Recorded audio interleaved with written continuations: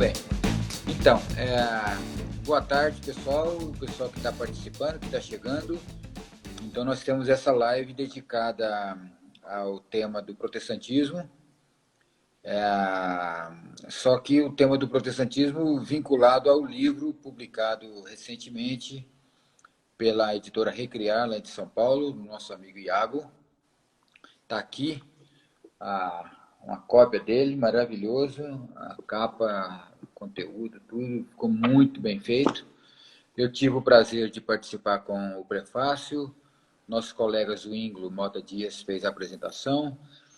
Então, é uma alegria, professor Vanderlei, tê-lo aqui. Eu queria apresentar o professor Vanderlei, a maioria conhece, mas é sempre bom mencionar isso, né? Eu sei quem que é o professor Vanderlei. Então, ele é doutor em teologia, né, com concentração na área de História do Cristianismo, pela Pontifícia Universidade Católica do Rio de Janeiro.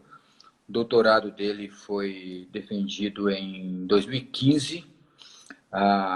Então, e ao mesmo tempo ele já era professor, apenas sacramentou o seu título, e ele é professor de História do Cristianismo na Faculdade Unida, onde também é o diretor-geral. Na verdade, ele lutou durante anos, fundando a Faculdade Unida. Hoje é uma faculdade hiper reconhecida no nosso meio, no meio da teologia, no meio das ciências da religião. A Faculdade Unida dispõe do bacharel em teologia, também do mestrado profissional em ciências da religião, e outros cursos que estão sendo veiculados, além de várias pós-graduações em várias áreas, todos os cursos reconhecidos pelo Ministério da Educação e Cultura, o caso do mestrado reconhecido pela CAPES, e agora, recentemente, tivemos a aprovação do doutorado. Então, esperamos que ano que vem a gente pode já... Resta talvez uma homologação feita pelo ministro, ele me disse numa conversa ontem, o ministro da Educação, e em seguida...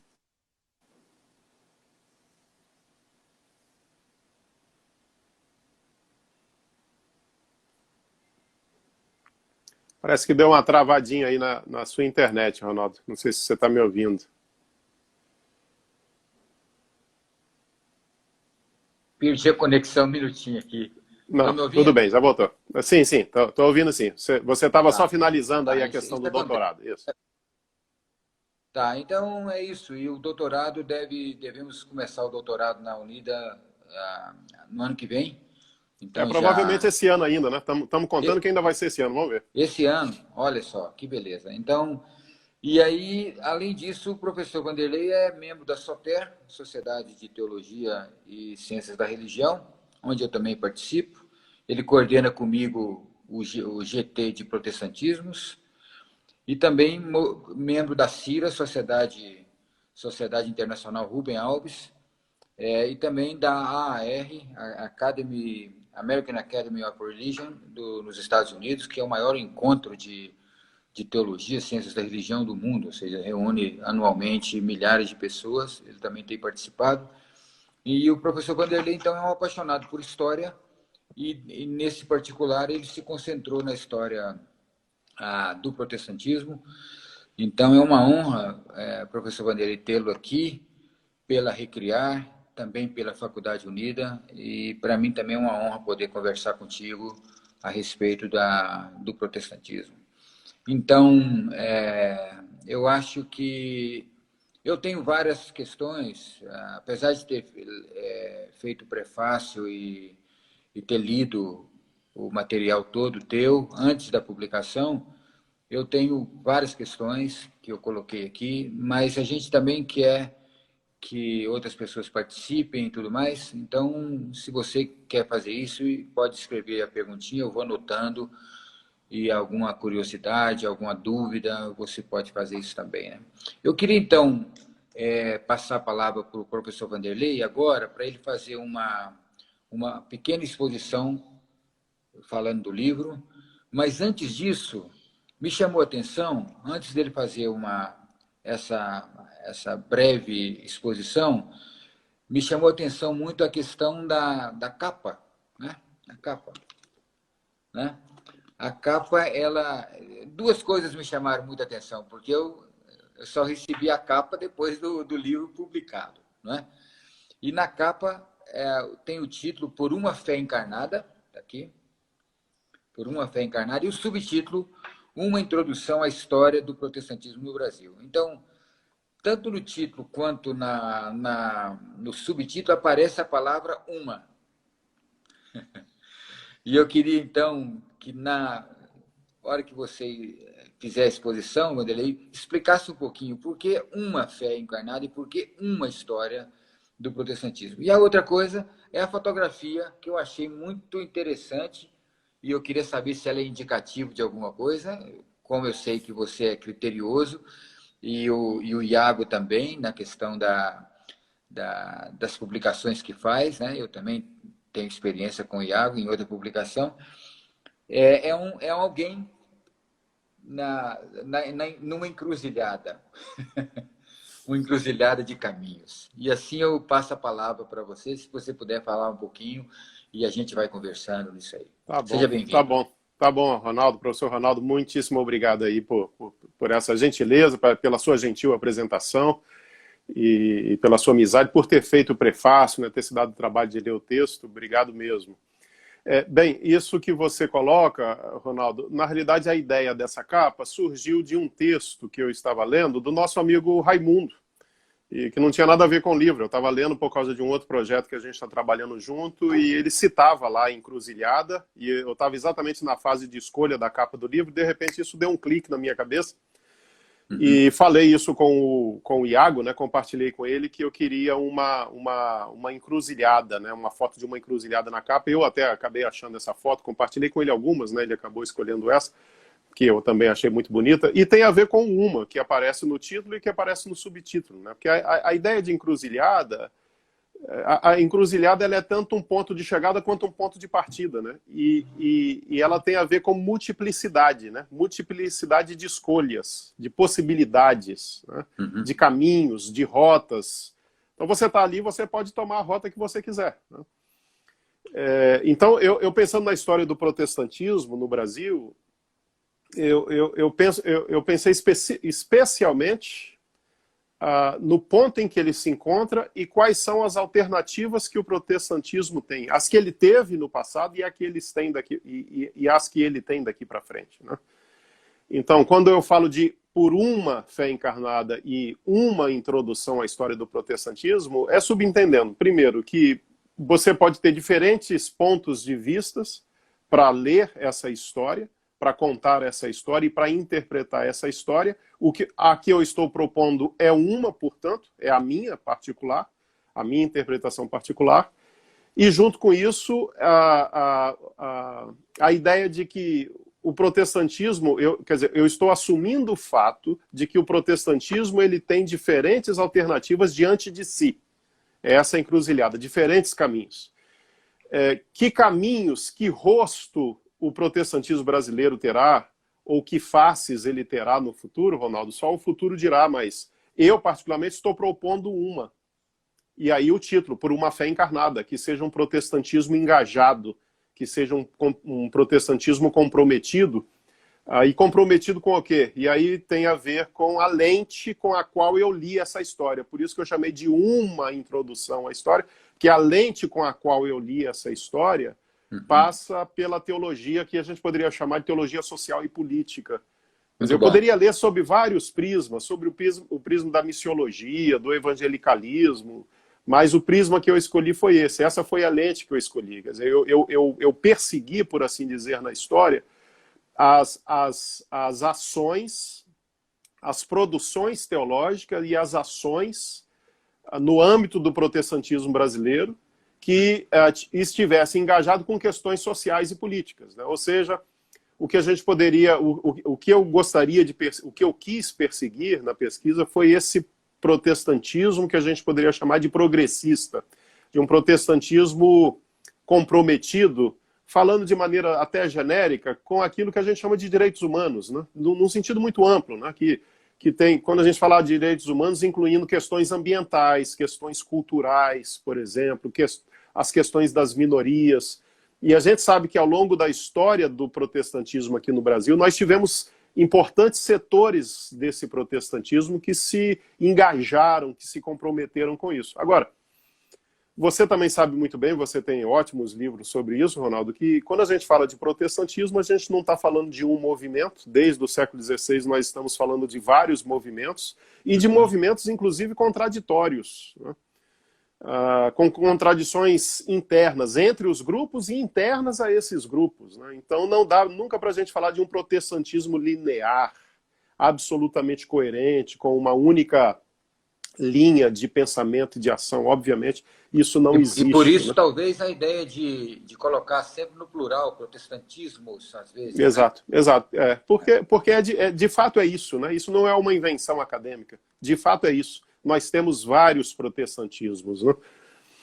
Obviamente, você pode fazer, o que você, inclusive, Ronaldo, chama de sombras e luzes do protestantismo, né? Porque você tem, de fato, assim, páginas belíssimas escritas por esse movimento que a gente chama de reforma protestante, páginas comprometidas com aquilo que a gente entende ser o ideal de uma sociedade justa, igualitária, de defesa das minorias e tal, como nós temos também páginas terríveis, páginas que nos envergonham, que nos entristecem, que foram escritas também no âmbito desse mesmo protestantismo, de protestantes que optaram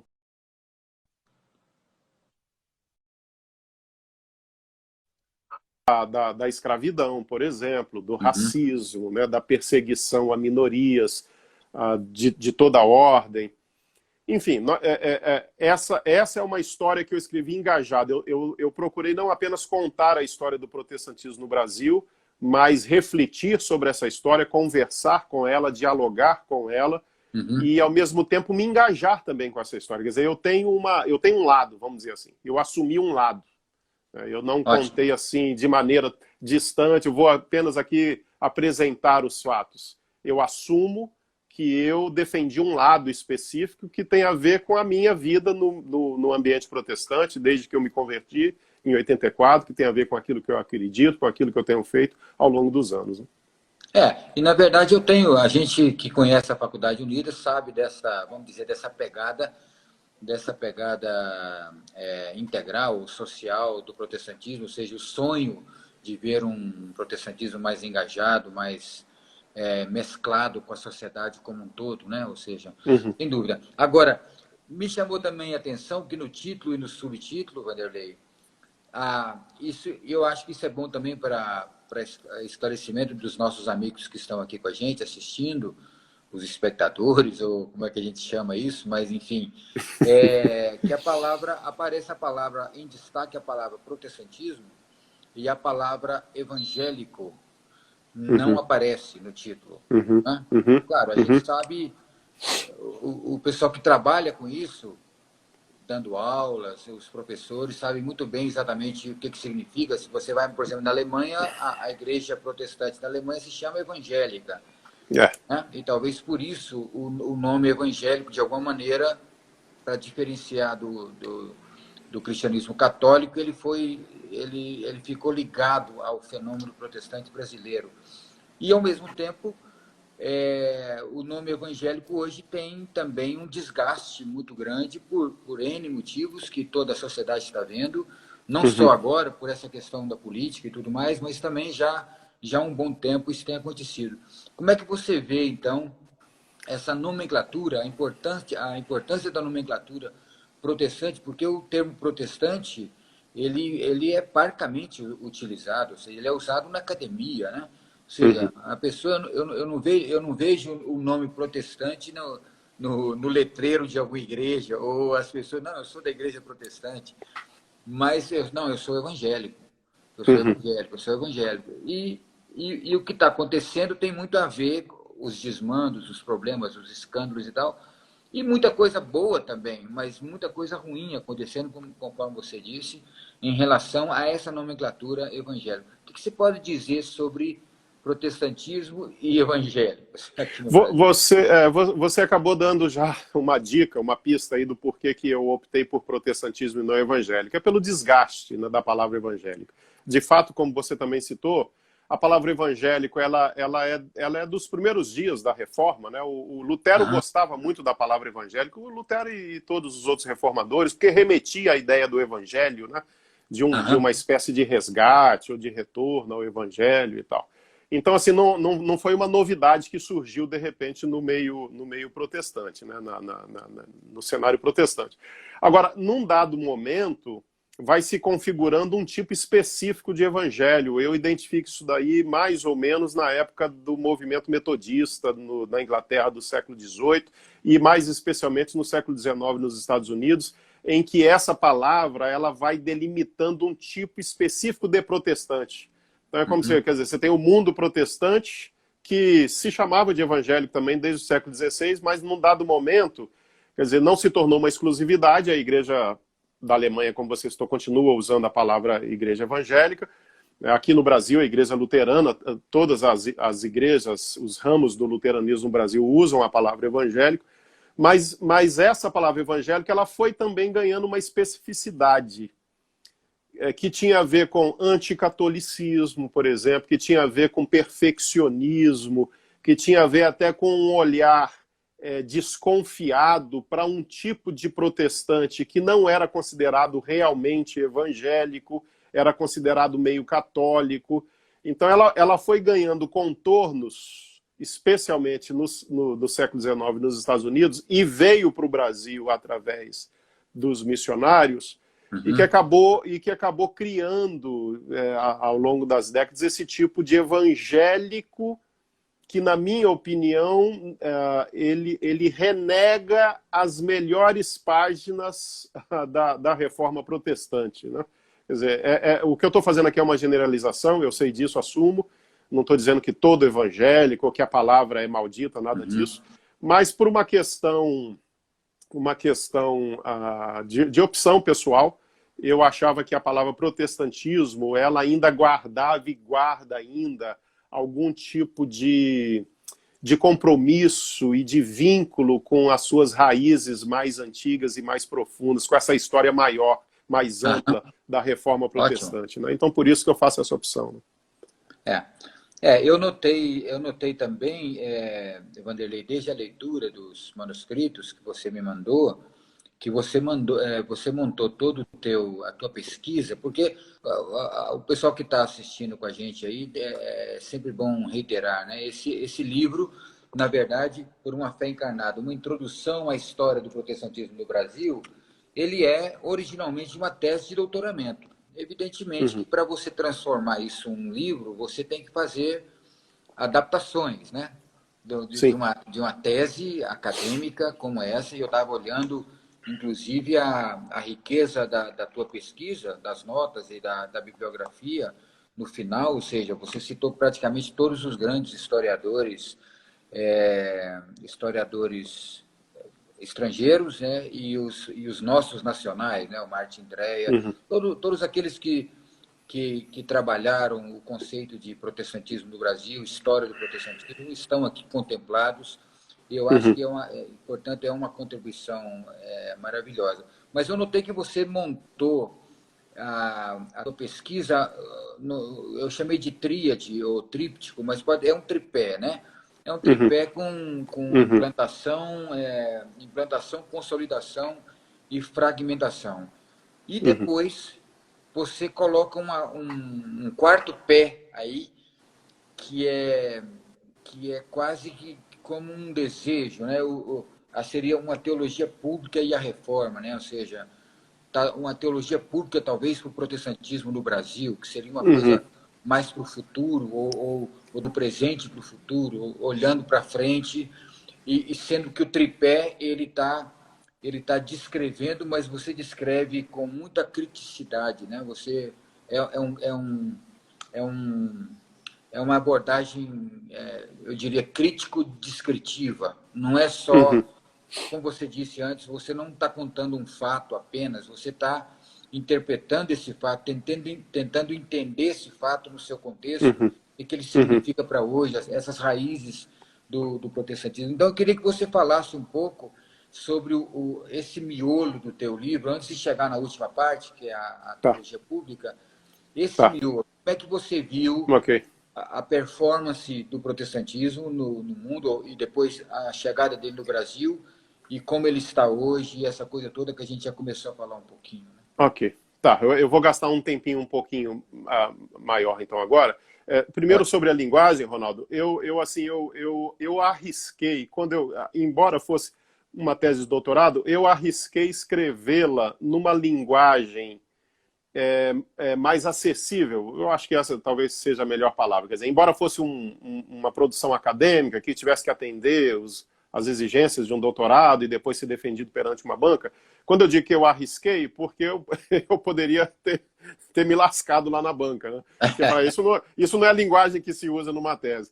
Mas foi muito bem aceito, né? Eu me lembro lá em agosto de 2015, inclusive, que a gente teve uma tarde, foi no dia 4 de agosto de 2015, nós tivemos uma tarde muito agradável em torno do debate, da tese, e realmente a receptividade foi boa. Por quê? Porque eu já pensava na publicação. Eu fiz isso no mestrado, e publiquei depois o dualismo na teologia cristã, e fiz isso no doutorado também. Em outras palavras, eu tentei um equilíbrio entre atender plenamente às exigências de um trabalho de doutorado, mas ao mesmo tempo escrever numa linguagem que um membro de uma igreja consiga ler. Porque eu sou meio... eu tenho uma certa birra, Ronaldo, com esses livros que a gente tem que suar para conseguir entender o que o autor está dizendo, né? Aquele texto hermético, duro, pesado, o cara não consegue... E tem uns que dá a impressão que a pessoa faz de propósito, né? Para mostrar algum... E eu não queria isso. Eu não gosto disso, eu não gosto desse tipo de livro e eu não queria cair nisso. É claro que não é um gibi, né? Mas tem uma linguagem, né, acadêmica, mas ao mesmo tempo acessível para uma pessoa que não fez teologia e tal ler. Acho que é possível isso. Quanto à estrutura, um cuidado também que todo historiador toma é não transmitir a ideia de que existem blocos fechados na história, assim, né? Aconteceu isso, aí acabou aquela fase. Né? Exato, começou uma outra fase. Isso não existe, né? Porque a história é um processo contínuo, né, de encadeamentos, de desdobramentos. As coisas elas vão causando e sendo causadas o tempo todo, né? Mas eu achei que por uma questão de desenvolvimento da pesquisa e até por uma questão didática, seria interessante eu identificar diferentes fases ao longo dessa história, sem nos esquecermos do que eu acabei de falar, né? Que não é que desapareceu completamente uma e apareceu algo absolutamente novo. São encadeamentos. Mas, enfim, então, entendendo essa história como um contínuo, eu identifiquei um momento de implantação que vai mais ou menos o século XIX até a proclamação da República, mais ou menos, sempre é mais ou menos, né? Depois um período que eu chamei de consolidação, que é quando o protestantismo no Brasil ganha autonomia, eu explico isso daqui a pouco, e um momento e aí iria até o golpe militar de 1964, que eu chamei de golpe civil eclesiástico militar, que eu posso também explicar daqui a pouco, e o período que eu chamei de fragmentação, que é o pós-64, até os dias de hoje, né? Então, na primeira fase, que a gente chama de implantação, eu acho que a gente poderia destacar aqui algumas coisas. Primeiro, o fato de que você tem dois momentos distintos, que é a chegada do que alguns historiadores, como o Antônio Gouveia Mendonça, que você conheceu e foi amigo, chamou de protestantismo de migração e protestantismo de missão. Basicamente, há outras linguagens, há outras nomenclaturas para se definir isso, mas basicamente o que ele quer dizer, o de migração, aqueles protestantes que vieram para o Brasil não com objetivo missionário de pregação do evangelho, mas com o objetivo, o que a palavra está dizendo, migratório, né, de viver aqui no Brasil, né, em busca de melhores condições. Então, quem é que a gente identifica aí? Os ingleses, que são os primeiros a vir com a igreja anglicana, bem lá no início do século XIX, logo depois da chegada da família real portuguesa no Brasil, em 1808, e os alemães, que vêm também em grande escala e trazendo a igreja luterana, né? Então isso é o chamado protestantismo de imigração, também chamado de étnico, por exemplo, né? Mas eu foco mais na chegada do chamado protestantismo de missão, que aí é meados do século XIX, e aí você tem aquelas igrejas que vêm com o objetivo missionário, de evangelizar brasileiros e de convertê-los às suas denominações. Então chega o Dr. Robert Calley, é o único que vem lá da Escócia, na realidade ele passou lá pela Ilha da Madeira, né? Mas esse é um detalhe que não importa aqui. E os americanos, os estadunidenses, os missionários que trazem a batista, presbiteriana, metodista, né? Então, que tipo, a pergunta, eu acho que o que é importante é isso aqui, Ronaldo, que tipo de pregação, que tipo de evangelho, que tipo de mensagem eles vão trazer para o Brasil? Então, primeiro, o que nós chamamos de teologia dos avivamentos, porque eram os avivamentos que estavam rolando nos Estados Unidos desde o século XVIII, e especialmente esse do século XIX, essa teologia dos avivamentos que os missionários trazem, que tinha, dentre outras questões, a defesa da chamada santidade, que era um movimento conhecido como holiness, que decorre daquele perfeccionismo que chegou a ser pregado pelo Wesley, né? O que é isso, trocando em miúdos, né? A ideia segundo a qual é possível, depois do batismo, você viver uma vida totalmente sem pecado, por isso que chama de perfeccionismo, né? Ou colocando de uma maneira mais familiar a nós, é a ideia de santidade como negação do mundo, aquela santidade rígida, aquela santidade do isolamento, de você não se envolver com coisas que nas igrejas evangélicas nós chamamos de coisas do mundo. Então você não ouve músicas do mundo, você não se relaciona com pessoas do mundo, você não frequenta ambientes do mundo, você não faz coisas do mundo, né? Jogos, né? Ir na praia. Então era essa a ideia de uma teologia que negava o mundo, subentendendo que essa postura de negação do mundo e de suposta absoluta consagração a Deus, porque você só está na igreja, na escola dominical, no culto e convivendo com pessoas cristãs, é isso que vai agradar a Deus. Isso era sinônimo de santidade. Então é uma santidade com forte ênfase no indivíduo, né? É a ideia de uma santidade moralista, de comportamento, né? Das coisas que você não faz, das coisas que você renega, né? Porque isso seria uma espécie de passaporte para o céu, né? De você agradar a Deus e você garantir a sua ida para o céu. Então essa era uma questão muito importante nessa teologia trazida pelos missionários. A segunda, o que se chamou na época de doutrina da igreja espiritual, que era a ideia da igreja não se intrometer em questões civis, mas havia um pano de fundo importante aí, né? Que era a questão da escravidão, porque os evangélicos dos Estados Unidos, eles se apresentavam como o verdadeiro povo cristão do mundo, né? O povo escolhido por Deus, aqueles que foram chamados para salvar o mundo. Então a pergunta era, como é que o povo escolhido por Deus pode ter escravo? Você tem que fazer uma teologia para justificar isso. E a teologia que eles fazem, semelhantemente ao que missionários católicos fizeram aqui na América Latina, esses protestantes vão fazer lá, justificando a escravidão, dizendo que, na realidade, haviam duas correntes. Uma que dizia que não era papel da igreja se intrometer nisso, o papel da igreja era a salvação das almas, e outra que dizia que não, que a escravidão existia porque a Bíblia mandava existir. Então você tem pregações sobre isso.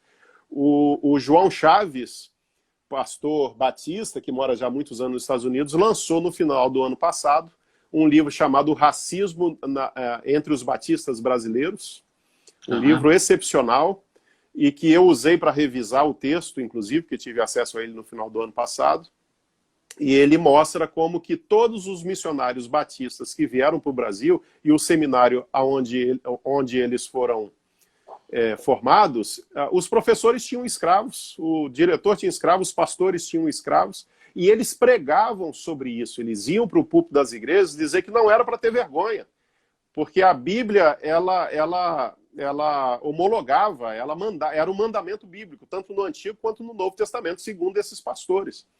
Há um pastor lá que o João Chaves cita, que chega a dizer o seguinte, que é uma vergonha a gente não pregar sobre isso no púlpito, porque a gente estaria como que traindo a Bíblia, quer dizer, traindo a vontade de Deus. Se a gente quer agradar a Deus, nós temos que ir para o púlpito pregar a escravidão, defender a escravidão, e não baseado na Constituição Civil, baseado na Bíblia. Então, coisa maluca, mas faz parte claro, os missionários não chegam aqui no Brasil falando isso. Pelo menos eu não tenho conhecimento assim de uma pregação num púlpito aqui no Brasil de falando isso. Mas eles vão adaptar, porque, lembra, eles chegam aqui, ainda havia escravidão no Brasil. Boa parte deles,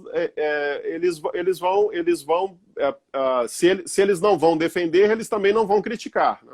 Por exemplo, o João Chaves também cita a chegada do Begbie, fundador da Igreja Batista, em que ele é recebido por um escravo, ele é a esposa dele, e ele não vê nada demais naquilo. E há textos dele defendendo a escravidão, há textos da esposa dele defendendo a escravidão e tal. Mas, Ronaldo, essa não é a única parte da história, porque nós tivemos missionários, e especialmente pastores brasileiros, que falaram duramente contra a escravidão. E eu fiz questão de destacar isso. De todos, em resumo, o mais importante foi Eduardo Carlos Pereira. Ele publicou um livreto de 48 páginas em 1886, para tratar especificamente sobre a escravidão. O título do livro é A Religião Cristã e Suas Relações com a Escravidão. Eu não tinha tido acesso a esse texto lá na época do doutorado, mas tive no ano passado, então eu usei para fazer uma revisão nessa parte e inseri. E ele se refere à escravidão como um crime de lesa humanidade. Então ele é duríssimo contra a instituição da escravidão. O Robert Calley, Dr. Robert Calley, que funda a Igreja Evangélica Fluminense, ele chega a expulsar um membro da igreja dele que era senhor de escravos e que não abriu mão dos escravos. Ele instou que o cara abrisse mão dos escravos, ele não quis, ele expulsa o sujeito da igreja. Então, nós tivemos posturas fortes, firmes, contra a escravidão, dentre alguns missionários contra a escravidão e alguns pastores brasileiros, com destaque aí para o Eduardo Carlos Pereira. Para o Eduardo Carlos Pereira, né? E por último, eu encerraria essa primeira parte citando aqui o famoso Destino Manifesto, né? Porque essa ideologia, que é uma ideologia, né?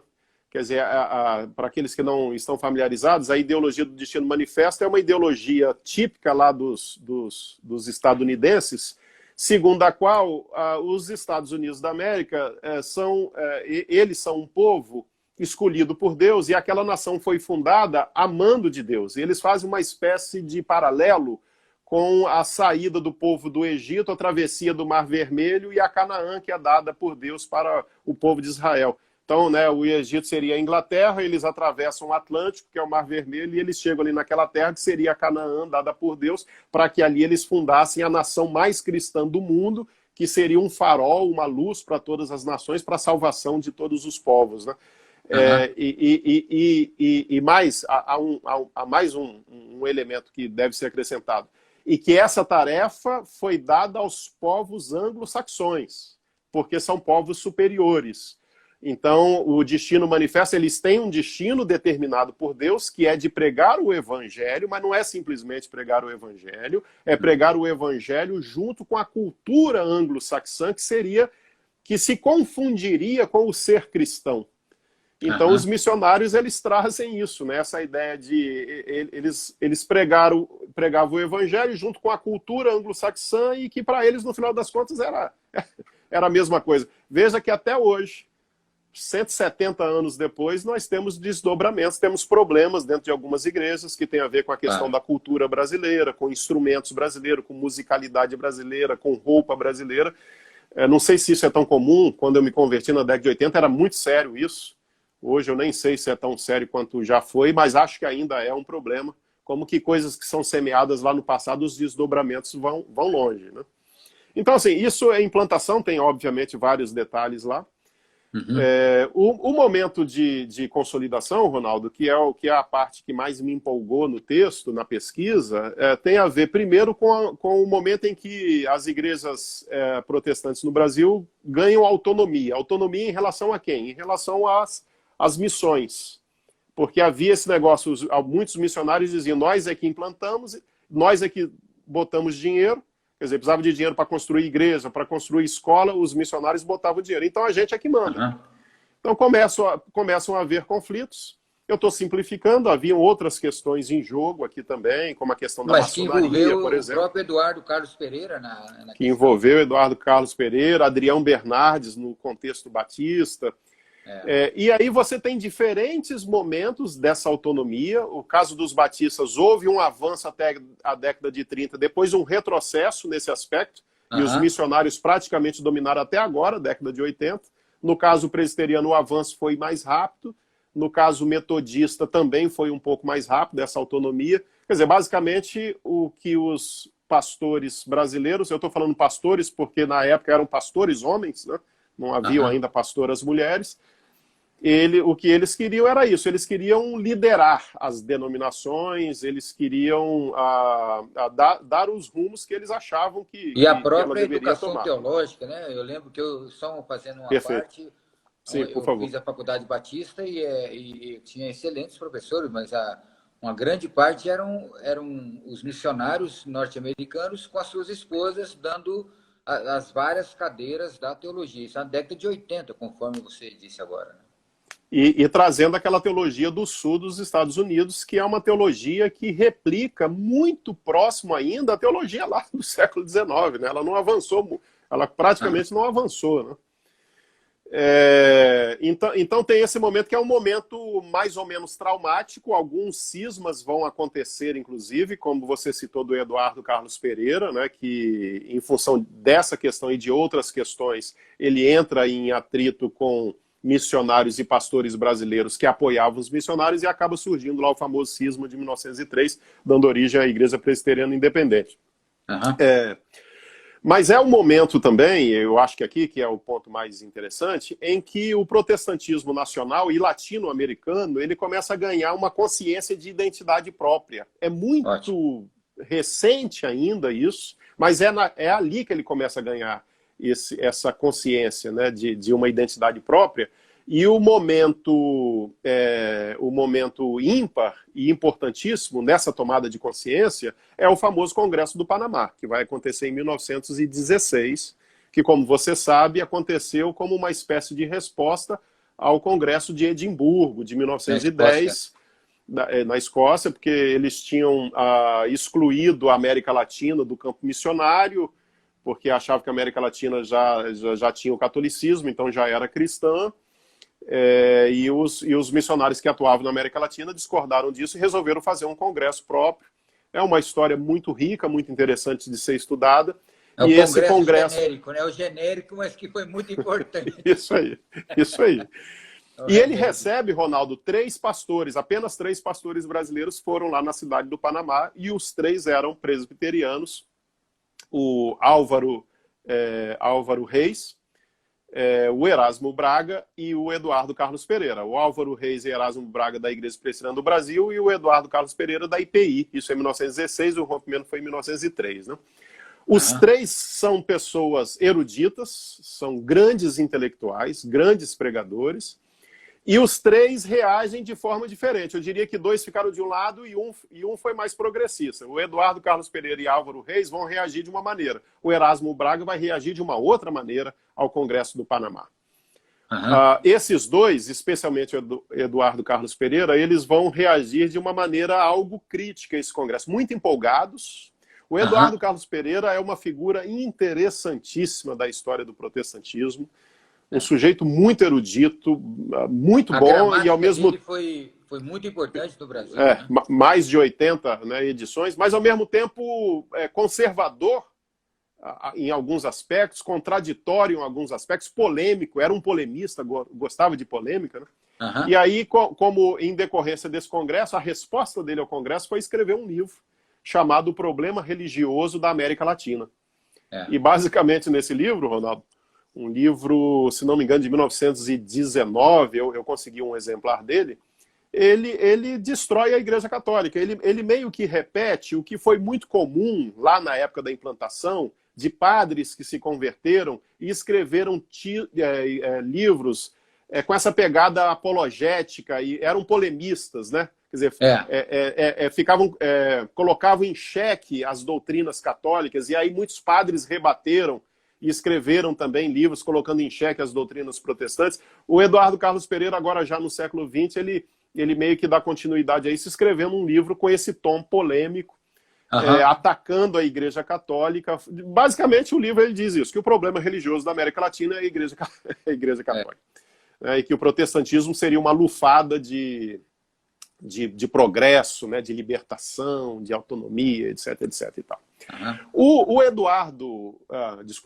Erasmo Braga é o mais progressista desses três, né? É alguém por quem eu sou muito tiete, assim, até porque ele é uma figura muito avançada, muito, eu diria, muito à frente do seu tempo, até em alguns aspectos, né? Não é que ele não tivesse os seus conservadorismos, ele é um pastor lá do início do século XX, mas ele era um sujeito que não parava de trabalhar, ele trabalhou em muitas frentes, ele não foi um samba de uma nota só, né? Ele tocou muitas músicas diferentes. Então, além de pastor, ele era professor, ele era escritor, ele era gramático, ele ajudou a fundar a Academia Paulista de Letras, ele atuou no Instituto Histórico e Geográfico, ele se relacionou com o bispo de Campinas. Ele participou ativamente do movimento ecumênico no Brasil, na América Latina e no mundo. Então, não apenas no Congresso do Panamá. Ele foi o único que representou o Brasil na Conferência de Jerusalém, em 1925, que foi também importantíssima no movimento ecumênico mundial. E ele escreve um texto também chamado Pan-Americanismo, tem um subtítulo que eu não me recordo agora, em que ele lê de maneira muito mais positiva o que tinha acontecido no Congresso do Panamá, e ele tem um plano, Ronaldo, um plano de união dos evangélicos no Brasil, das igrejas evangélicas no Brasil. Ele acreditava piamente nisso.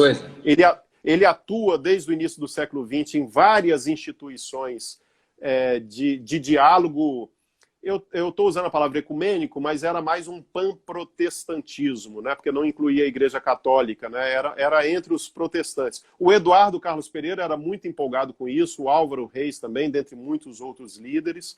Então você tinha a união das escolas dominicais, chegou aqui no Brasil a Associação Cristã de Moços, eles fundaram uma liga evangélica para diálogo entre as igrejas evangélicas. Eram muitas frentes. E também os jornais, né? Os jornais também trabalhavam isso, né? Os jornais também trabalhavam. O Erasmo Braga ele se envolveu com tudo isso.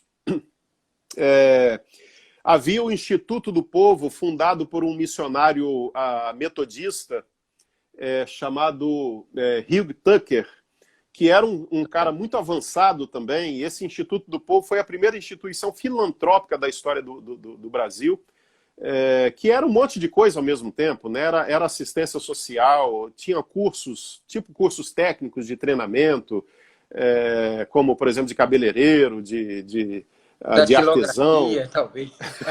Talvez. Eles ajudaram no combate à febre amarela, inclusive ele vai apresentar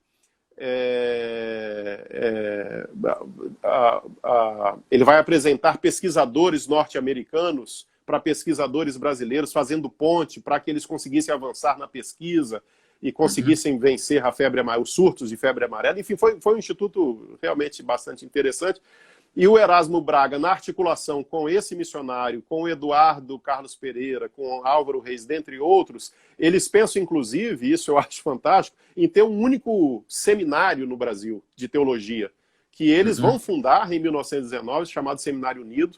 A ideia era que tudo quanto é denominação mandasse os seus estudantes para lá, e eles teriam professores de todas as denominações, com disciplinas comuns e algumas disciplinas específicas para as denominações. Eles fundam esse seminário, ele vai funcionar por cerca de 11 anos. Isso é mais ou menos que ano, Vanderlei? 1919, a fundação. Aí ele dura, se não me engano, até 1930 ou 31. Bem, mas o grande sonho do Erasmo Braga era uma confederação que unisse os evangélicos. Chegou a haver, inclusive, um movimento entre presbiterianos e metodistas no início do século para se fundirem numa única denominação. Esse movimento chegou a ser documentado, não foi para frente, foram 2 tentativas ao longo do século XX. Para que isso acontecesse, acabou não acontecendo. Só que, voltando ao Erasmo, ele morre prematuramente, em 1932, ele acaba não conseguindo concretizar esse seu sonho, mas o pessoal que estava com ele, os seus amigos, eles levam em frente. 2 anos depois, em 1934, finalmente eles fundam a Confederação Evangélica do Brasil, juntando essas várias instituições que já procuravam unir os evangélicos. Foi como uma fusão numa só, e criam essa Confederação Evangélica, que talvez seja o experimento mais ousado que já aconteceu na nossa história, no sentido de um diálogo ecumênico entre os protestantes. O nome que se destaca aí é o outro presbiteriano, Epaminondas Melo do Amaral. Claro. O pessoal pode estar estranhando, falando só de presbiteriano, mas, de fato, assim, o presbiterianismo, durante 60 anos, a partir da sua fundação, foi a denominação mais progressista, mais ativa, a maior denominação em termos numéricos, e aqui esteve capitaneando os principais movimentos que aconteceram aqui no cenário protestante brasileiro. Por isso que se destacam muitos nomes protestantes. Os batistas, por exemplo, nunca fizeram parte da Confederação Evangélica do Brasil. Não quiseram participar da sua fundação e nunca se tornaram membros, né? Tinha uma atitude assim mais retraída. O Epaminondas, Ronaldo, ele publica nesse mesmo ano um livro chamado Magno Problema. É um livrinho muito interessante que eu li, em que ele faz a defesa, que é bastante utópica, em que todas as denominações evangélicas se tornassem realmente uma só. E não era cooperação e diálogo, era se fundir numa só. Abrir mão das suas placas, dos seus... Olha só. E o que é curioso no livro é que ele usa argumentos muito bons. Ele entra nos detalhes de como isso poderia ser possível, né? Ele dizia que o divisionismo denominacional era um escândalo no testemunho cristão. Então, baseado nisso, é que ele vai fazer essa proposta. Um livro muito ousado e realmente interessante. Bem, eu pularia essa fase para a fase final aí da consolidação, que são as décadas de 50 e 60, especialmente com a chegada aqui no Brasil, Ronaldo, do famoso missionário também vindo dos Estados Unidos, Richard Shaw. E por que eu cito Richard Shaw? Porque eu tive a oportunidade de conversar, você também teve a oportunidade de conversar com boa parte dos líderes protestantes daquela geração, Reverendo Joaquim Beato, Reverendo João Dias, né? O Rubem Alves, o Ínglio Mota Dias, haviam batistas também, haviam também congregacionais, gente ligada à haste, aí já na década de 60. E todos que tiveram eles contato direto com ele, né? E apontam para ele como a pessoa que os inspirou de uma maneira que eles ainda não tinham sido inspirados, embora... não dá para dizer que o Richard Shaw semeou num terreno vazio. Já havia aqui no Brasil um movimento ecumênico pujante, que já vinha em movimento, como eu disse, desde os dias de Erasmo Braga. Havia gente estudando as teologias políticas que estavam sendo produzidas lá na Europa, naquele contexto do entre-guerras, gente tendo contato com isso. O movimento ecumênico mundial, logo depois da Segunda Guerra Mundial, ele ganha corpo, né, com a fundação do Conselho Mundial de Igrejas lá em Amsterdã, em 48. Em Amsterdã, em 1948. Então, assim, ele não está semeando num terreno vazio, não. Já havia muita gente caminhando nessa direção, mas ele serve como uma espécie de aglutinador. E ele, os que o conheceram, dizem que a sua palavra, a sua pregação, a forma dele colocar as coisas era uma forma que inspirava as pessoas, né? Talvez um dos melhores livros, como uma introdução ao Richard Shaw, uma introdução apenas, seja o De Dentro do Furacão, organizado pelo Rubem Alves em 1985. Nós temos na nossa biblioteca, é possível às vezes encontrar aí na internet. Porque aí há textos daqueles que seguiram ele e no final há 3 textos dele. E lendo os textos desses que foram seus discípulos, o primeiro é do Rubem, aí a gente vai entender a importância do Richard Shaw. E que, Ronaldo, não era nada assim do outro mundo. Basicamente, o que Richard Shaw estava dizendo era o seguinte: olha, a gente não está aqui só para ficar salvando alma. Eu estou colocando uma linguagem muito... Nós estamos aqui para transformar o mundo num lugar melhor. é mais ou menos o que está lá no Sermão da Montanha. São as bem-aventuranças, é um mundo de pacificadores, é um mundo em que as pessoas tenham fome e sede de justiça, é um mundo em que... Quer dizer, é para transformar a sociedade.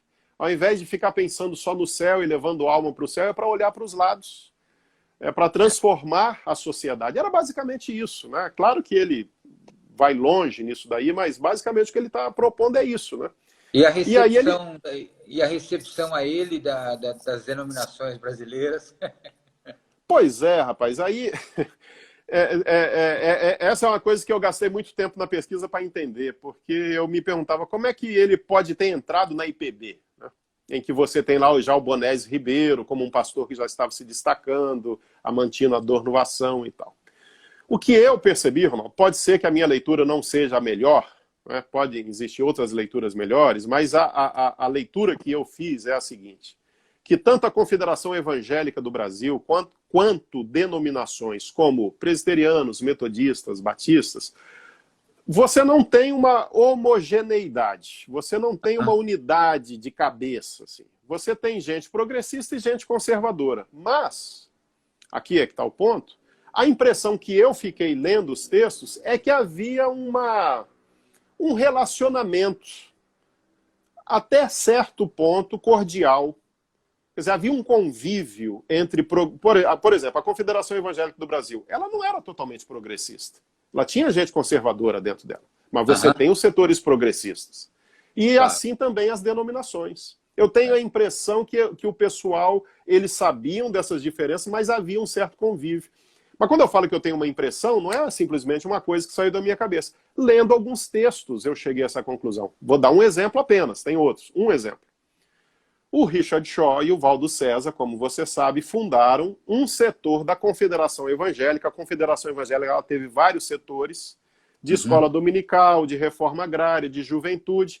Em 1955, eles fundam o setor de responsabilidade social da igreja. E esse setor vai promover 4 reuniões, que ficaram conhecidas como 4 consultas, muito importantes para aqueles que estudam o protestantismo no Brasil.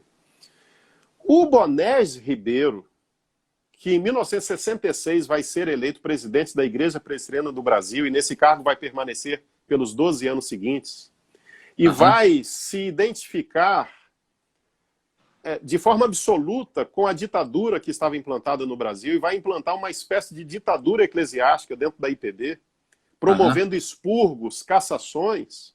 Ele fazia parte do setor de responsabilidade social e participou das 3 primeiras reuniões. Até onde eu me lembro, ele não foi na última, que é a mais famosa, a Conferência do Nordeste, mas nas 3 primeiras ele participou das reuniões. Ele participava da Confederação Evangélica do Brasil. Ele foi convidado pelo Shaw para fazer o sermão de encerramento da 3ª.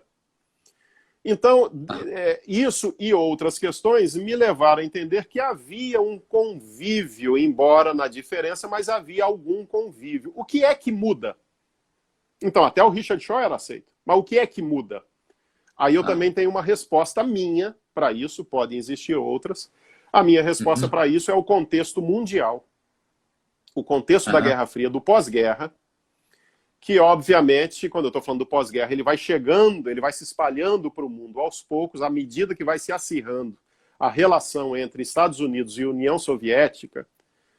Quer dizer, isso vai como se você jogasse uma pedra num lago, que aquelas ondinhas vão se espalhando, isso foi se espalhando para o mundo e foi acirrando. Quer dizer, os Estados Unidos da América olharam para a América Latina como seu quintal. Falaram, aqui a União Soviética não vai colocar os seus tentáculos. Acontece que em 1959, um tentáculo foi colocado aqui na América Latina, que é a revolução que acontece em Cuba. Então isso acendeu eu não vou nem dizer uma luz, acendeu um farol vermelho de todo tamanho de que alguma coisa grave estava acontecendo. Grave, quando eu estou dizendo, do ponto de vista dos norte-americanos, dos estadunidenses, e alguma coisa precisava ser feita, porque houve uma espécie de sopro em toda a América Latina, um sopro utópico, né? Um sopro utópico de o povo no poder, das transformações, o campesinato, as reformas agrárias, os operários, né? A classe trabalhadora. Né? Isso espalhou, né, por toda a América Latina. Sem dúvida. Mas, obviamente, os Estados Unidos da América reagiram imediatamente em articulações, e aí existe muita documentação. Isso não é teoria da conspiração, Ronaldo. Existe muita documentação, muito livro, e documentos oficiais que foram entregues já, inclusive parte deles pelo governo norte-americano para o governo brasileiro. O próprio Joe Biden, não sei se você se recorda, entregou parte dessa documentação para a presidenta Dilma, quando ela ainda era presidente, veio ele aqui pessoalmente no Brasil entregar parte dessa documentação. Há um livro escrito na década de 80 chamado Os Demônios Desce do Norte, que você conhece, do Décio Monteiro, um jornalista. Décio Monteiro de Lima, que descreve em detalhes. Há um livro do José Comblan sobre Lei de Segurança Nacional, do Altman também. São vários livros na área teológica e de historiadores, que não tem nada a ver com religião, de historiadores que mostram isso. E os documentos de Santa Fé também sobre a intervenção, a reação norte-americana, né, em relação ao comunismo que estava entrando no Estado. Exatamente. Então eles vão mandar muito dinheiro, articulação com agentes da CIA, né, do governo norte-americano, para que o que aconteceu em Cuba não acontecesse em outros países, e eles vão apoiar, então, todos os golpes que vão acontecer aqui. Então, voltando ao que a gente falava, Ronaldo, a minha leitura é essa, que há um acirramento político-ideológico no mundo, no continente e no Brasil. E esse acirramento político ideológico, ele vai se refletir dentro das igrejas.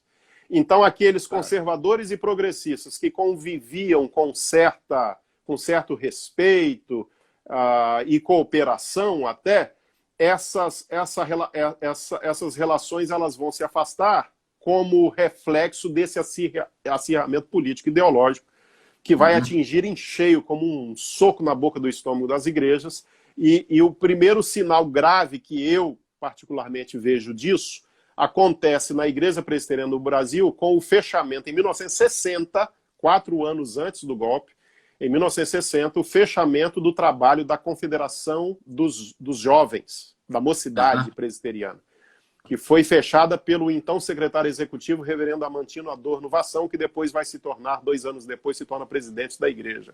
Presidente. Por que fecha a Confederação dos Jovens? Porque era ali, Ronaldo, que borbulhavam os principais movimentos. O Richard Shaw era convidado para falar nos congressos de jovens, tanto das denominações, como eles começaram a articular congressos que reuniam jovens de todas as denominações. Teve um famosíssimo lá em Salvador. Presbiterianos, batistas, metodistas, congregacionais, haviam pentecostais, luteranos, e falando de ecumenismo, falando de questões políticas, falando de greve, falando de sindicato, de reforma agrária. Então, a juventude passou a ser encarada como um foco de problema, né? Como você bem sabe. E aí, esse é o primeiro sinal mais grave. O Amantino Adorno Vassão, ele é o presidente da IPB em 62, ele é o presidente da Confederação Evangélica do Brasil em 62, as duas presidências. Ele não comparece na Conferência do Nordeste, realizado pelo setor de responsabilidade social, lá em Recife, em 1962. Nessa conferência aparece o tema que não podia, revolucionário, né? Cristo, processo revolucionário. Você imagina um negócio desse, cara? O Brasil estava borbulhando, quase que... Você sabe que quase que o golpe não foi em 64, foi em 61, com a renúncia do Jânio. Os militares queriam dar o golpe. Aí houve uma reação lá do meio político, eles seguraram, mas eles impuseram a ideia de um parlamentarismo, né? Que foi para poder tirar poder do Jango. Então o Brasil estava fervilhando. Aí vão os evangélicos fazer uma conferência com o título Cristo e o Processo Revolucionário Brasileiro, né? Então é por isso que eu me empolgo muito com essa época. Eles dialogavam com sociólogos. Florestan Fernandes falou na terceira reunião, naquela que o Bonés Ribeiro pregou no final. Convidaram Celso Furtado lá para Recife, convidaram Gilberto Freire lá para Recife, convidaram o Paul Singer, professor da USP. Então eram atitudes muito ousadas. E também o pessoal que falou lá, e nós tivemos aquela gratíssima satisfação, eu, você e os nossos amigos, de realizarmos aquele congresso em 2012, em comemoração aos 50 anos, tivemos contato com eles, né? O Beato, o João Dias, o Rubem, e eles falam que aquela conferência ela foi a iniciativa mais importante no que diz respeito à proposta de um protestantismo progressista para o Brasil. É. teve reflexos importantíssimos, né? Tanto é que 50 anos depois a gente continuava falando e ainda estamos falando dela até os dias de hoje, né? Anivaldo Padilha esteve, né? Exatamente. O Anivaldo, que eu entrevistei recentemente, que depois acaba sendo preso, torturado, era um importantíssimo líder metodista, né? Bem, É. enfim, então, assim, o Richard Shaw já não foi, porque ele já tinha saído do Brasil. No Ah, finalzinho da década de 50, ele percebe, ele faz uma viagem para os Estados Unidos, quando ele volta, ele percebe que que ele se tornou persona não grata, aham. e aí ele acaba indo, ele ainda faz uma tentativa de permanecer aqui, mas vê que não vai dar, vai embora, e os seus amigos, os seus discípulos mantêm aí o seu trabalho, e aí chega 64, todo esse protestantismo progressista, com o que acontece em 64, ele é esmagado, literalmente esmagado. A Confederação Exato. Evangélica é fechada, o pessoal é demitido, muita gente tem que sair do Brasil, o próprio Rubens saiu porque tinha medo, ele contou isso para você, contou para mim, escreveu, falou isso várias vezes, Exato. que ele morria de medo, foi a palavra dele, que ele morria, ele estava apavorado com a possibilidade de ser preso, né? Ele contou até os É. detalhes, né, de quando ele entra no avião, o avião decola e o alívio que ele teve. Enfim, É. aí começa a caça às bruxas, né? Os principais jornais das denominações, Batista, Presbiteriano e outros, vão escrever editoriais em apoio ao golpe, dizendo que Deus estava levantando aqueles líderes para salvar o Brasil do comunismo. Parece até que a gente entra num túnel do tempo e vê as mesmas faixas, né? Os mesmos cartazes que a gente está vendo hoje em dia. Eu corro todo dia, Ronaldo, quase todo dia eu faço uma corrida no início da noite, e Sei. passo aqui em frente à entrada do 38º Batalhão de Infantaria aqui em Vila Velha, e todos Aham. os dias, de segunda a segunda, há um grupo lá de gente enrolado na bandeira do Brasil, com faixas pedindo intervenção militar, e uma frase escrita assim, pela criminalização do comunismo. Que Eu, coisa. eu falo rindo porque tem que rir um negócio desse. Pela É. criminalização do Eu comunismo. tenho visto E, a fico, mesma coisa por aqui, ou e seja, ficam lá numa como rodinha em pé, às vezes 6 pessoas, às vezes 10, às vezes 20, 30 mais ou menos, dependendo do dia, e ficam conversando, confabulando, e assim, intervenção militar com Bolsonaro na presidência e tal. Então, bom, enfim, aí essa parte essa fase de consolidação, ela já está consolidado naturalmente, mas a gente entra numa fase que eu chamei de fragmentação, que aí é o que exato.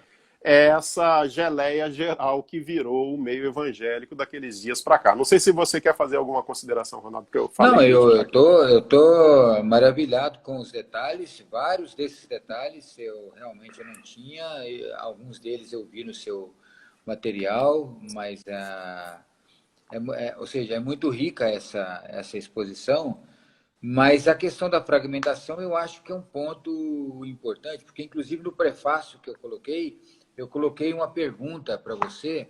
Claro, o texto já estava pronto, né? O texto já estava pronto, mas eu perguntei, a unidade, está aqui na página 14, a unidade, ideia sagrada e tão cara para a tradição cristã, poderá ser evocada?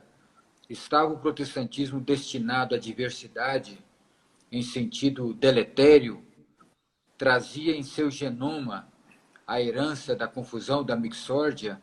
Eu faço essas perguntas porque eu já vi gente defendendo, ou seja, o divisionismo como sendo, ou seja, a ideia para purificar mesmo, ou seja, para sair do erro, escapar do erro da doutrina herética ou do desvio, né? Então, hoje em dia a Uhum. gente ainda vê isso, né? E você disse muito bem, o Epaminondas ou o Erasmo, ou seja, o divisionismo foi o grande escândalo do protestantismo no Brasil, né? Então eu queria que você Sim. entrasse um pouquinho nisso aí, que eu acho que é importante. Agora, alguém aqui embaixo tinha perguntado o nome do livro, vou repetir, então, Por uma Fé Encarnada, uma introdução à história do protestantismo no Brasil, do professor Vanderlei Pereira da Rosa, da editora Recriar, já está lançado. É uma tese de doutoramento, são 350 páginas de pura pesquisa nesses documentos fascinantes do protestantismo no Brasil, nos seus encontros, nos seus desencontros, nos seus reencontros. E o professor Vanderlei ele tem um quê de utopia, de acreditar que a coisa pode melhorar. Isso é fascinante. Mas nós temos agora o retrato da Igreja Evangélica Brasileira, outrora protestantismo, e que é o Fragmento. Diga aí, Vanderlei.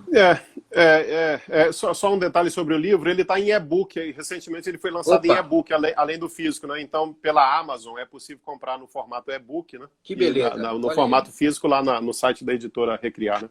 Tá. Ronaldo, eu particularmente, eu não vejo problema na diversidade em si. A diversidade não é um problema, necessariamente, né? Você pode ter a diversidade, mas a diversidade ela não precisa descambar para o divisionismo, que eu acho que é o que nós temos, né? E isso, eu diria assim, em grande medida, os responsáveis por isso são os estadunidenses, né? Porque é esse processo de transformação da reforma nesse denominacionalismo que vai se consolidar e ganhar contornos muito rígidos lá nos Estados Unidos. Você sabe disso também, o Richard Niebuhr escreve um importantíssimo livro, um livro gostoso de ler, importante, não é um livro muito maçudo, né? Chamado As Origens Sociais das Denominações Cristãs, né? Que explica bem isso, né? Então, assim, o fato de existirem denominações, ele é um escândalo em si, mas o escândalo eu acho que tem muito mais a ver com o denominacionalismo, não necessariamente com as denominações, né? Assim, o escandaloso é a disputa de território, é a falta de diálogo, a falta de cooperação, a falta de cobeligerância, se a gente pode chamar assim, de reconhecimento do outro, de reconhecimento da importância e da relevância do outro, o desejo de se enriquecer mutuamente a partir de estabelecimento de pontes, de diálogo. Assim, tudo isso que eu acabei de falar não é nada disso que a gente vê. A gente vê o contrário de tudo que eu acabei de falar. Exatamente. Então é disputa de território, um falando mal do outro, um querendo ser maior do que o outro. O personalismo, né? Você está dizendo sobre o personalismo muito exacerbado, né? O personalismo, a palavra que você usa é perfeita, esse personalismo. E aí tem um lado que aí, nesse período da fragmentação, ele é cruel, porque ele avança para a violência, né? Ele avança para a violência. Então, o diferente, ele não é simplesmente alguém que pensa diferente. Eu já fui alvo disso, você já foi alvo disso, e a gente vai continuar sendo. Quer dizer, porque eu penso um pouco diferente, porque eu tenho uma linha mais progressista, porque eu sou ecumênico, não é crente, não é evangélico, quer dizer, não é simplesmente alguém que pensa diferente, é alguém que precisa ser riscado, não é cristão, não é digno, não é um inimigo a ser derrotado, né? Tem muito a ver até com essa mentalidade que está muito presente no mundo político, no Brasil de modo geral hoje, né? A ideia de um inimigo a ser eliminado, né?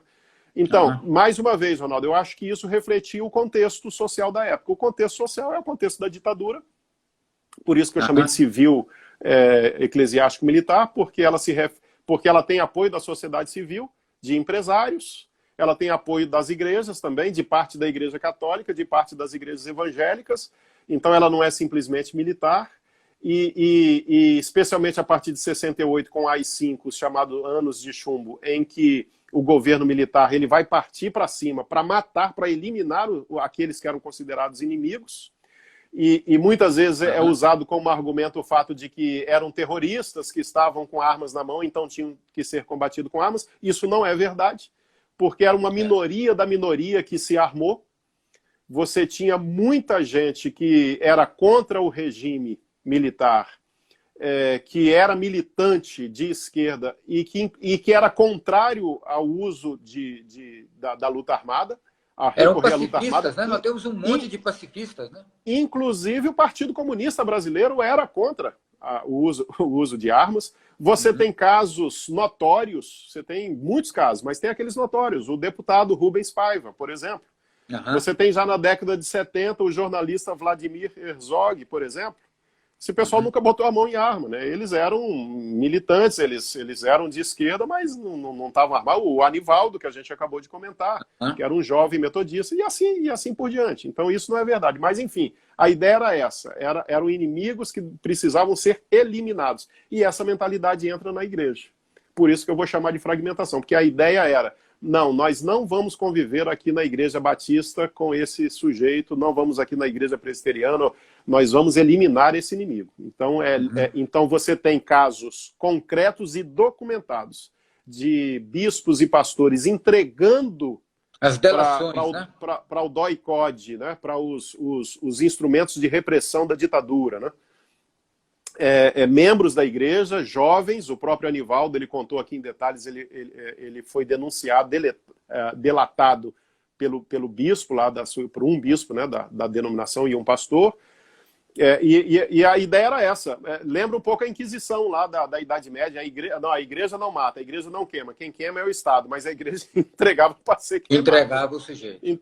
Então é basicamente isso, né? Quer dizer, não, eu não vou dar um tiro, eu sou pastor, mas eu vou entregar para o exército meter uma bala na cabeça do sujeito, né? Ou jogar lá do avião, por exemplo, né? Enfim, sumir com o corpo.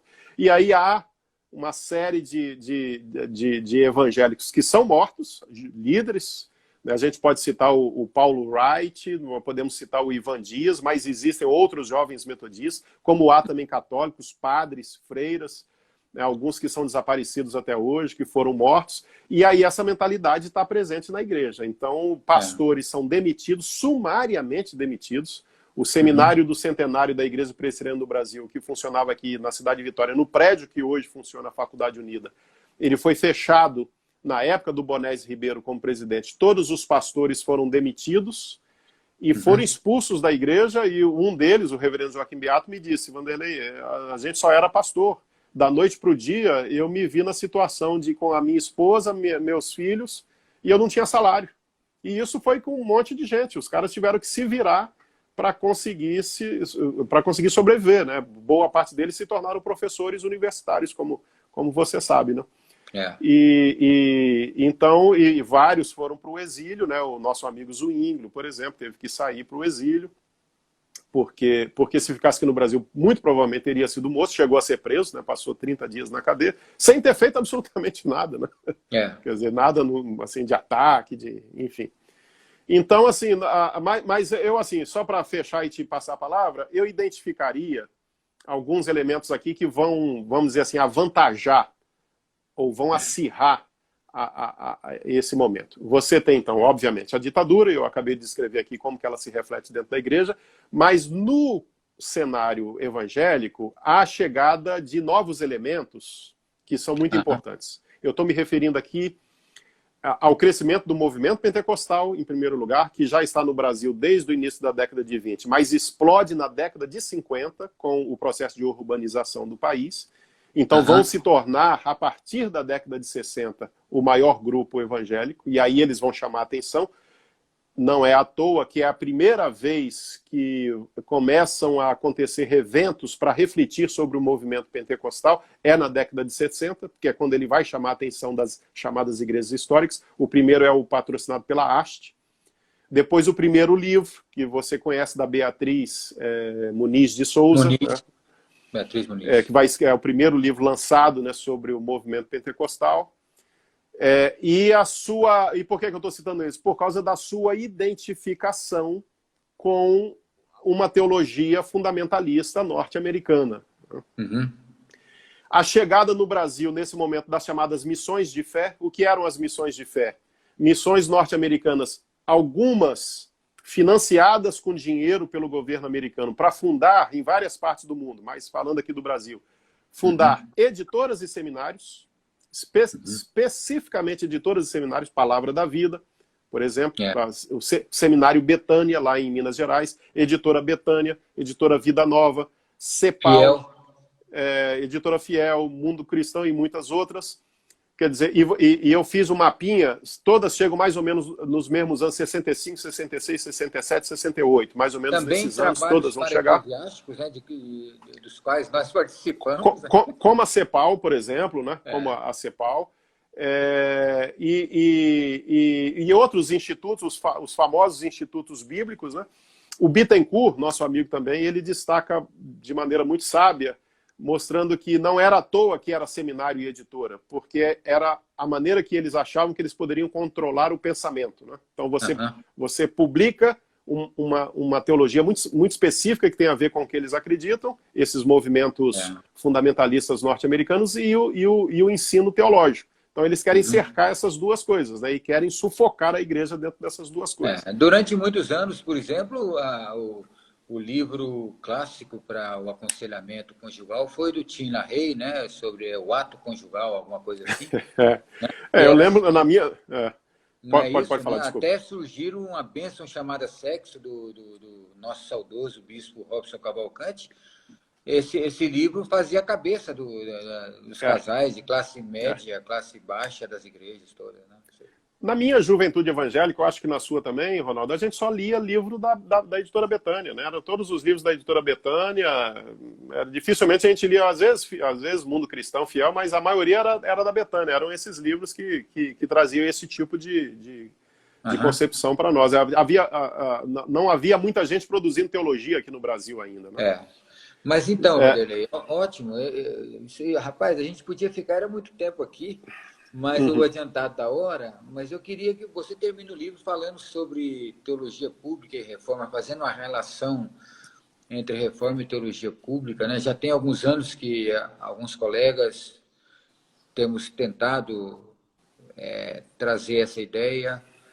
Alguns entenderam que a teologia pública era uma alternativa à própria teologia da libertação, e, na verdade, a teologia pública depende das conquistas já feitas pela teologia da libertação e tudo mais.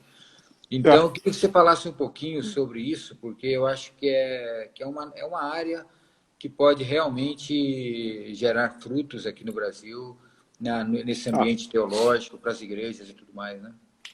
Bem, o que a igreja evangélica, antes de entrar na resposta direta à sua pergunta, a igreja evangélica virou esse emaranhado de coisas, né? Eu às vezes brinco dizendo que a gente era feliz e não sabia lá na década de 80, né? Então, e aí uma novidade também é a entrada dos evangélicos no mundo político, né? A chegada no Brasil das igrejas eletrônicas, né? O domínio, né? de televisão, de rádio, agora de mídias. Das mass media, né?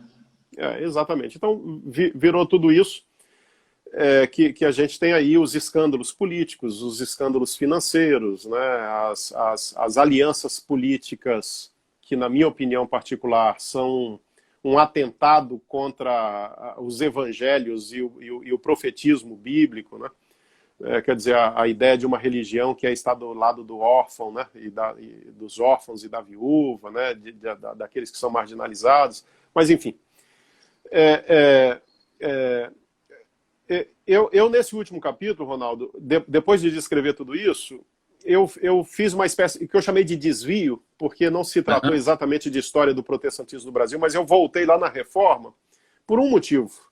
Teve um motivo isso, que foi o seguinte: todos esses protestantes progressistas eram acusados de serem o que eram por serem comunistas. Eu conversei com muitos deles, você também. E alguns até eram, mas muitos falaram, não, eu não era comunista, né? O Beato, por exemplo, me disse isso. Ele falou, eu só precisava dos profetas do Antigo Testamento e dos evangelhos. O João Dias me disse isso. Inclusive, a pregação dele lá na Conferência do Nordeste é sobre o reino de Deus, né? É sobre a ideia do reino de Deus, e o Beato vai pregar exatamente sobre o profetismo, né? Então, assim, o que eu queria mostrar? Que havia na história da Reforma Protestante, lá nos seus inícios, subsídio suficiente para que a gente defendesse um protestantismo progressista, por progressista que entenda-se, um protestantismo voltado para a transformação da sociedade. Mas para que tipo de transformação da sociedade?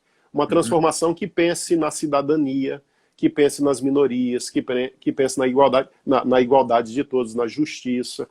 Porque a gente tem que enfatizar isso também, Ronaldo, porque você tem um mundo evangélico hoje que está voltado para transformar a sociedade, mas está querendo transformar a sociedade numa espécie de apêndice da igreja, impondo na sociedade determinados valores que pertencem à igreja, e que podem até pertencer à igreja, tudo bem que seja lá na igreja do sujeito, se ele fez essa opção e se os membros que estão lá fizeram aquela opção, tudo bem. Mas querem impor para toda a sociedade brasileira determinados valores que têm a ver com comportamentos, que têm a ver com uma determinada agenda, que tem a ver com a igreja e não com a totalidade da sociedade. Então, eu vou tentar resgatar lá na Reforma o compromisso dos reformadores, Lutero, os anabatistas, Calvino, a Reforma na Inglaterra, com princípios da democracia, da pluralidade. É claro que a gente tem que tomar cuidado com anacronismos quando a gente fala de pluralidade, né? Quando a gente fala de inclusividade. A primeira frase desse capítulo, Ronaldo, é: a Reforma Protestante foi um movimento profundamente contraditório, porque a gente sempre corre aquele risco de idealizar um passado, né? Pensando num futuro melhor, a gente idealiza um passado que nunca existiu. Normalmente mitifica é assim, ele, né? Mitifica. Eu quero que a minha igreja seja assim. Aonde que eu vou? Eu vou lá na igreja primitiva. A igreja primitiva era maravilhosa, era cristã, era isso. Quer dizer, se esquece que era uma igreja também contraditória, né? Então eu tive que tomar esse cuidado, a gente tem que tomar esse cuidado, mas o fato é que a gente consegue encontrar na história do protestantismo, como você chama, sombras, mas a gente encontra as luzes também, né? Por exemplo, lá os quakers, no século XVII ainda, lutando contra a escravidão, defendendo a abolição da escravatura, defendendo a liberdade de todas as religiões, inclusive judeus, muçulmanos, a religião dos indígenas, né? Isso tudo está lá. Nós vemos vários movimentos de proteção. Você tem um excelente livro que eu também tive o prazer de prefaciar e que eu indico muito para quem está ouvindo, as relações entre o protestantismo e a modernidade, e você mostra isso muito bem lá. Quer dizer, você tem os movimentos ligados à ciência, os movimentos ligados à educação, ligados às artes, ligado à democracia, aos processos políticos democráticos. Então, isso tudo está lá. Isso tudo está lá. Isso então, chega até o Martin Luther King, até o Mandela. Claro. A formação toda dele foi metodista, né? O Evangelho Social, né, do Walter Rauschenbusch, nós lançamos aí também em parceria, também indico muito, né, a teologia, uma teologia do Evangelho Social do Walter Rauschenbusch, está publicado pela Haste, né, a Haste com a Editora Unida. É um livro delicioso de ler também. Então isso sempre teve presente. Então, o que eu estou propondo, no final, como uma utopia, é isso. O que é, então, a teologia pública? Quer dizer, esse é um nome novo. Tem se falado muito em teologia decolonial, né? A ideia de uma teologia feita a partir do nosso contexto para o nosso contexto. Quer dizer, não é esquecer tudo que veio da Europa, dos Estados Unidos, não é varrer isso para debaixo do tapete, mas é não ter uma relação de subserviência com essa teologia. É você ter uma relação dialógica. A gente não está inventando a roda. Você tem toda essa riqueza da Europa, dos Estados Unidos, mas o que nós temos mantido ao longo de todo esse tempo, desde a implantação do protestantismo, é uma relação de subserviência. Então a gente tem que mudar isso para uma relação dialógica. Nós temos o nosso contexto, a nossa teologia, a nossa proposta, que dialoga, mas não se submete, né? Exatamente. Então é essa a ideia de uma teologia voltada para o nosso contexto, seguindo aquilo que de melhor há na tradição protestante, o seu lado das luzes, que tem a ver com, vou usar uma expressão aqui ampla, direitos humanos, aí abrangendo tudo, né? Que esteja comprometido com isso. Isso não tem a ver com comunismo, não é ser comunista, é você optar por, como disse lá o Beato e João Dias para mim, a seguir uma pregação que tem a ver com os evangelhos, que tem a ver com o profetismo bíblico, de denúncia de injustiça, de colocar o dedo no nariz do monarca quando ele estava sendo opressor contra o povo, tem a ver com essa história progressista da reforma. E toda a tradição bíblica, né? E a partir do nosso contexto. Do nosso contexto. Então, basicamente, é isso que está sendo proposto. Por isso que eu digo, não é uma história do protestantismo no Brasil, mas não é simplesmente isso. Ela é dialogada, ela é propositiva, ela é refletida. É claro que a partir do meu ponto de vista, não é necessariamente o melhor e certamente não é o único. Não é o único, mas é uma proposta. Que maravilha. Olha, gente, eu queria recomendar novamente e dizer uma palavrinha final, o livro do professor Vanderlei, pela editora Recriar, dizendo o seguinte: nós estamos num momento, essa encruzilhada também tem a ver com esse momento nosso da Igreja Evangélica no Brasil, né? e do que está acontecendo, dos radicalismos de esquerda ou de direita, das polarizações que a reboque da política atual, desde 2018 para cá, ou seja, dividiu mais o país ainda, ou seja, o protestantismo que já era dividido, fracionado, ficou muito mais, ou seja, as impossibilidades de diálogo, né, ou seja, já éramos ilhas, agora somos ilhas amuralhadas quase que, porque a gente não tem mais aquele ambiente. Então, eu acho que fazer uma volta no passado, a Bíblia, o profeta Abacuque nos ensina que a memória nos pode dar esperança, né? Ou seja, a gente voltar para ter esperança. Eu acho que a memória protestante é uma memória contraditória, mas ela tem uns capítulos maravilhosos, muito lindos, muito luminosos, que podem dar as pistas para a gente, ou seja, para a gente construir. Alguém perguntou aqui embaixo a teologia brasileira, ou seja, a gente pode construir uma teologia brasileira bonita, né?